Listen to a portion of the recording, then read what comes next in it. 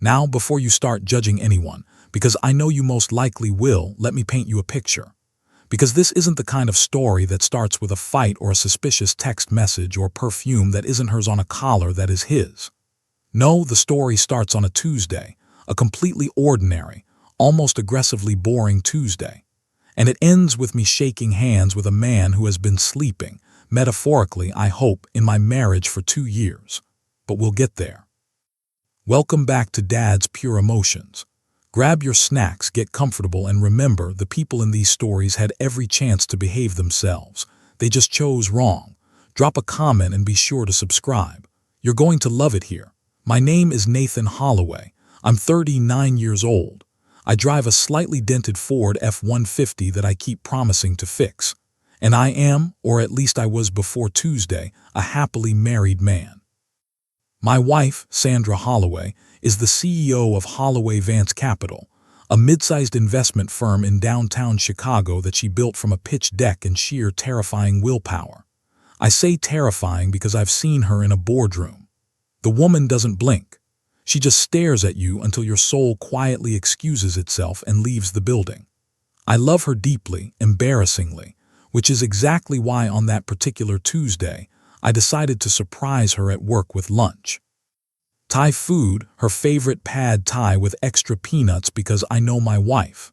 I know her coffee order, her shoe size, the face she makes when she's pretending to listen but is actually mentally redecorating the living room.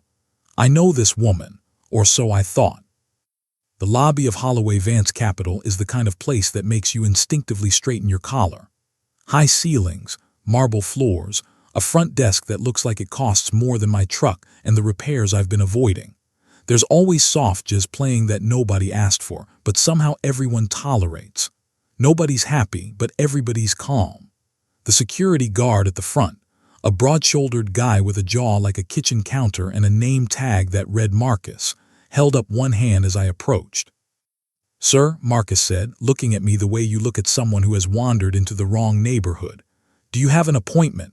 I told him, smiling, holding up the bag of Thai food like it was a peace offering. "I'm here to see Sandra Holloway. I'm her husband."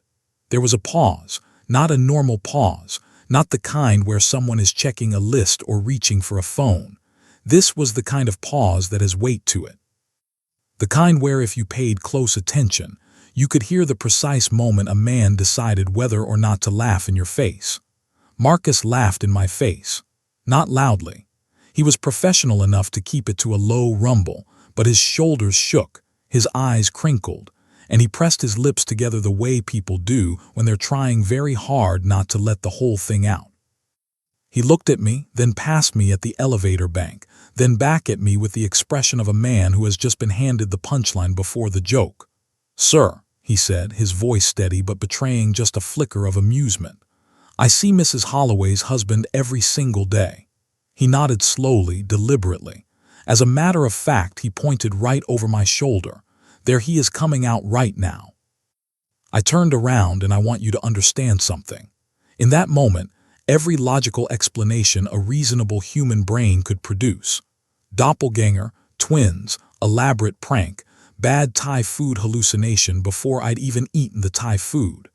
Every single one of them fired at once, and none of them stuck because the man walking out of that elevator was not me. He was not even close to me. He was taller, broader, with dark hair graying at the temples and the kind of confident, long-legged stride that says I own something important. He was wearing a suit that had probably been measured, cut, and stitched specifically around his body by someone in Milan. He was carrying a leather portfolio and talking into a Bluetooth earpiece, and he looked, God help me, like the kind of man a CEO would marry.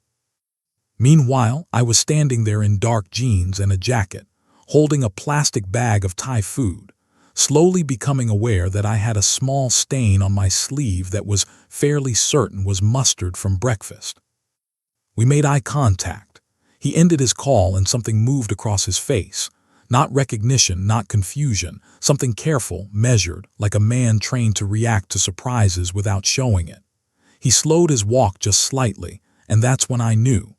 I didn't know what I knew, but I knew something. And then, because apparently I have a self-preservation instinct roughly equivalent to that of a golden retriever, I decided to play along. "Hey," I said, extending my hand, smiling like I wasn't internally screaming. Good to finally put a face to the name. He looked at my hand, then at me, then he shook it firm once. "Likewise," he said, his voice low and even, and then quieter, close enough that Marcus couldn't hear. He said 4 words that rearranged every single thing I thought I understood about my life. "We need to talk now." A smart man would have said absolutely not, handed him the pad thai out of spite, and called his wife on the spot. A wise man would have walked straight to his dented Ford F-150 and driven somewhere quiet to have a small, dignified breakdown. I followed him to the coffee shop across the street. I know, but here is the thing about moments like this. Moments where reality cracks just slightly down the middle and you can see something strange flickering behind it. You don't walk away. You can't. Every rational part of your brain is screaming, "Leave." And every other part of you, the curious part, the stubborn part, the part that always needs to know how the movie ends, is already pulling up a chair. His name, he told me, was Special Agent James Carver, FBI, Financial Crimes Division. He slid a badge across the coffee shop table like it was the most casual thing in the world, and I stared at it for probably 10 seconds longer than necessary. "You're FBI," I said. "Yes. And you've been pretending to be my wife's husband for 22 months. I laughed. I don't know why. It wasn't funny, not even a little, but the laugh just came out of me, hollow and slightly unhinged. The way laughs do when your brain simply cannot locate any other appropriate response. 22 months, I repeated. "Yes, we've been married for 6 years," I said. "Sandra and I," he nodded slowly, and something in his expression shifted. Not sympathy exactly, but something adjacent to it. "Mr. Holloway," he said, wrapping both hands around his coffee cup and leaning forward just slightly. "Your wife is not who you think she is." And there it was, the line, the one you hear in movies and think nobody actually says that in real life. Except someone just said it to me in a coffee shop on a Tuesday across the street from the building with my wife's name on it, while my pad thai slowly went cold in the bag on the seat beside me. I looked at him, steady, calm, completely not calm. Then I said, "I think you'd better start talking. If you've made it this far, do us one quick favor. Subscribe. A lot of people watch without ever doing it, but it costs you nothing and means everything to us. Thank you genuinely." He pulled out a photograph. Not a document, not a case file, not some official FBI exhibit with a stamp and a reference number. A photograph printed on plain paper, slightly creased down the middle like it had been folded and unfolded too many times. He slid it across the table without a word. It was Sandra. My Sandra. Same sharp jawline, same dark hair she always kept pulled back when she was working. Same posture, straight, deliberate. But she was standing in what looked like a parking garage, handing a manila envelope to a man I had never seen before in my life. The time stamp read 18 months ago, a Thursday. 18 months ago on a Thursday, I had been at home repainting the kitchen. Sandra had told me she had a conference in Boston. She had never been to Boston. "Who is the man she's with?" I asked. My voice came out steadier than I had any right to expect. "His name is Victor Hale," Agent Carver said, watching me the way doctors watch patients when delivering results, carefully measuring how much you can absorb before something breaks. "He runs a network, shell companies, ghost investors, fraudulent capital transfers. On paper, he's a consultant. In practice, he's been laundering money through mid-sized investment firms across the Midwest for the last 4 years. I sat back. And Sandra's firm is one of them. It wasn't a question.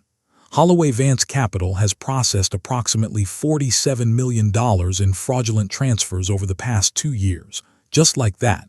47 million. Like he was reading off a grocery list. I picked up my coffee, put it back down, picked it up again. I needed something to do with my hands because the alternative was flipping the table, and I was in public and I still had some dignity left. Not much, but some. "My wife," I said slowly, "is laundering money. We believe she is facilitating it." "Yes, you believe. We're building the case. 22 months. Financial crimes are layered, Mr. Holloway. You don't just pull a thread and the whole thing comes apart. I understand how investigations work, I said, sharper than I intended. He stopped, gave me the silence, and I appreciated it because I needed exactly 4 seconds to feel what I was feeling before I locked it somewhere deep and got back to the conversation. I leaned forward. Why are you telling me this? You don't blow a 22-month cover operation because a man showed up with Thai food. So why am I sitting here? And for the first time since we'd sat down, something moved in his expression that wasn't controlled. Something that might have been relief. Because he said, we've hit a wall. He talked for 40 minutes. Victor Hale was careful, surgically careful. Every transaction that moved through Holloway Vance was clean on the surface, structured to look like legitimate investor activity. They had the transfers. They had the pattern. What they didn't have was the internal authorization trail, the documented proof that someone inside the firm had knowingly approved these transactions. That someone, he believed, was Sandra, but Sandra had not left a single fingerprint. Every approval had been routed through a secondary authorization system under the signature of Holloway Vance's chief financial officer, a man named Greg Sutton, who 3 months ago had suffered a very convenient heart attack and died before the FBI could bring him in for questioning. Convenient, I said flatly. Very, Carver agreed. And without Sutton, every trail we have stops at a dead man's desk. You said you've hit a wall. What does that have to do with me? He pulled out a single sheet of paper and laid it on the table facing me. I read it, then I read it again. This is a wire transfer record, I said. Yes. With my name on it. Yes. The number was $420,000. The account it had been transferred to was registered under a holding company. The account it had been transferred from was mine, my personal savings account, the one Sandra had helped me set up when we consolidated our finances 2 years into the marriage. The one I checked maybe 3 times a year because I am apparently the world's most trusting idiot. This transfer was made 14 months ago, Carver said quietly, from your account. You didn't make it. No, I said, I did not. We know that, do you? My voice had gone flat, the kind of flat that isn't calm. Because from where I'm sitting, that document looks like it could very easily suggest that I'm part of this. He didn't deny it, and the fact that he sat there and did not deny it told me more than anything else he'd said. Someone set me up, I said. Someone created a contingency, he said carefully. Something that could redirect attention, to me, to you. I laughed again, that same hollow, slightly unhinged laugh, because what else do you do? My wife had built a trapdoor into our marriage, and I had been standing on it for 14 months without ever once looking down. What do you need from me? I asked. Access, he said. There's a server room on the 14th floor of Holloway Vance. The authorization records we need, the real ones, we believe they're on a private internal drive that's never been connected to the external network. Someone has to physically access the terminal. And you can't get a warrant because the moment you move officially, the drive gets wiped. We've seen it happen twice on related cases. Mr. Holloway, we move with paper, the evidence disappears before the ink dries. So, you need me to walk into my wife's building, go up to the 14th floor, access a secure server terminal and pull files for the FBI. In essence, without her knowing. That would be ideal, and if she finds out, which was not an answer to the question I asked, and we both knew it. I need to know one thing, I said, and I need you to answer me straight. Does she know about the account, about the transfer? Did she do that knowing it would land on me, or was I just collateral? He held my gaze, and in the space between my question and his answer, I understood that whatever he said next was going to determine not just what I did in the next 48 hours, but what I did with the rest of my life. The transfer, he said carefully, was initiated from a device registered to her personal profile. She would have needed her biometrics to authorize it. The table was very still. My hands were very still. Everything was very, very still. Okay, I said. I reached over, picked up the pad thai, set it in front of him. I'm not hungry anymore, I said. Tell me exactly what you need me to do. And just like that. With cold Thai food and a decision I couldn't take back, I stopped being a husband trying to surprise his wife. I became the one thing Victor Hale and Sandra Holloway hadn't planned for. a variable. If you've been listening for a while and want stories like this to keep coming, it really helps if you hit that like button and subscribe. 97% of people never do, but it's what keeps this whole thing running. So, thank you for real. Carver gave me 24 hours because that was how long Sandra would be out of the building. She had a quarterly review dinner with her board, followed by what her assistant, who Carver had apparently been quietly cultivating as a source for 6 months, God bless her, had confirmed was an overnight stay at the Langham Hotel with 2 senior partners. 1 night, 1 window. You'll have a comms piece in your left ear, Carver told me, sliding a small case across the table like we were in a movie neither of us had auditioned for.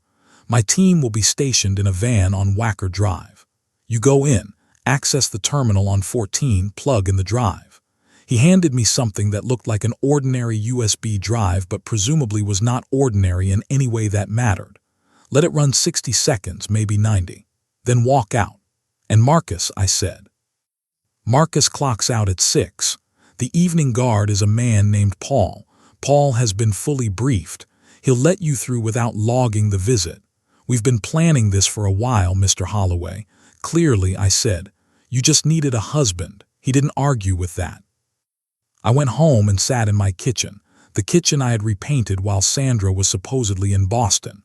No phone. No television, no noise, just me and the hum of the refrigerator and the faint smell of paint that was still 18 months later slightly too yellow.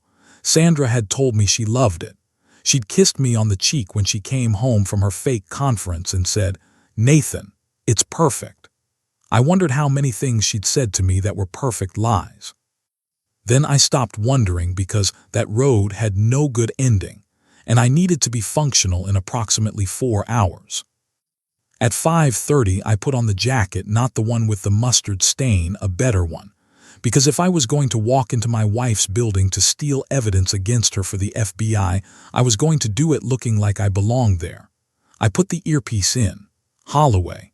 Carver's voice came through clean and low. "You good? Let's go." The lobby of Holloway Vance at 7:40 in the evening is a different animal from the marble-floored, soft jazz playing, soul-departing experience of the daytime. Quiet, minimal lighting, the front desk staffed by a single guard. Paul, true to Carver's word, a compact man in his 50s with tired eyes and the energy of someone asked to do something uncomfortable, who had decided the best strategy was to pretend it was completely normal. He looked at me as I walked in, nodded once, pressed a button under the desk. The turnstile clicked open. We didn't speak a single word, and it was genuinely the most professional interaction I had ever had with another human being. The elevator to 14 was in a secondary bank at the back, accessible only with a key card. Carver had handled that too. Slim, white, completely unmarked, I pressed it to the reader. The light went green. "Smooth so far," Carver said in my ear. "Don't," I told him. "Don't what? Don't say it's going smoothly. That is the single most effective way to guarantee something immediately goes wrong. Haven't you ever watched a movie? A pause. Just get to 14, he said. The 14th floor was dark except for the ambient glow of standby monitors and the pale blue light of emergency exit signs. The server room was at the end of a hallway lined with glass-walled offices, each one empty, each one reflecting my silhouette back at me as I walked past. I want to tell you I was calm. What I will tell you is that I was breathing like a man who had forgotten breathing was supposed to be automatic, and that I said a word under my breath at least twice that I will not repeat because my mother raised me better. The server room door had a keypad. Carver read me the code. I punched it in. The lock disengaged with a sound like a sigh. Inside was cold. Deliberate maintained the temperature of serious machinery. Rows of servers blinked steadily in the dark, patient and indifferent. At the far end was the terminal Carver had described, standalone, no network cable, air-gapped. I crossed the room, sat down, woke the screen. "Drive in," Carver said. "Left port." I plugged it in. A progress bar appeared and began to move with the agonizing slowness of every progress bar in the history of humanity. 12%. 20%. "Carver," I said quietly. "Yeah." If this works, what happens to her? A beat. That's not really I know it's not your department. I'm asking you as the man who has been pretending to be her husband for 22 months. What happens to Sandra? 43%. He was quiet long enough that I thought he wasn't going to answer. She's smart, he finally said. Smart enough that her lawyers will try to position her as a secondary actor, someone coerced into cooperation. Whether that works depends on what's on that drive. Meaning if she knew exactly what she was doing, no amount of smart lawyers changes the math. 61%. I stared at the progress bar and thought about Sandra at 29, standing in our apartment with a pitch deck spread across the kitchen table, talking at a speed that made it difficult to track individual sentences. Her eyes lit up with something I had never seen in another person before or since. Pure, undiluted belief in something she was building. I had fallen in love with her in that exact moment. Specifically the kitchen table, the pitch deck, the eyes. I wondered when that woman had become this one, 78%. And then the lights came on, every single light on the 14th floor all at once. Bright and sudden and absolutely catastrophic. Carver, I started. I see it, he said, his voice changed. Someone triggered the building's internal security override. That drive needs to finish. How long? 40 seconds, maybe 50. Someone's in the building. Yes, is it her? The longest pause of my entire life. No, Sandra's tracker shows her at the Langham. Then who? Victor Hale's car was picked up on traffic cameras 4 blocks east 11 minutes ago. We didn't know he had access to the building. We're moving now, but you need to stay at that terminal. 91%. The sound I heard in the hallway was not subtle. It was the deliberate, unhurried sound of someone who knew exactly where they were going and had no reason to rush, which is significantly more terrifying than someone running. Running means panic. Slow and steady means the person already knows how this ends. 96%. The door handle moved. Carver, I said very quietly. 20 seconds, he said. We're at the building. 98%. The door opened. Victor Hale was not what I expected. Something villainous, I suppose. Something that announced itself. He was instead a man of about 60. Medium height, silver-haired, wearing a coat that cost more than my truck. He looked like someone's distinguished grandfather except for the eyes.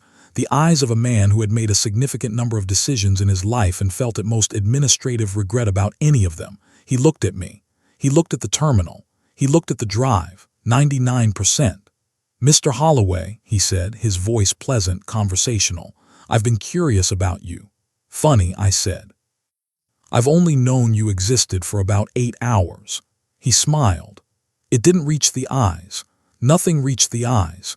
You should take that out, he said, nodding at the drive, and give it to me, and we can have a conversation about how this doesn't need to be any more complicated than it already is.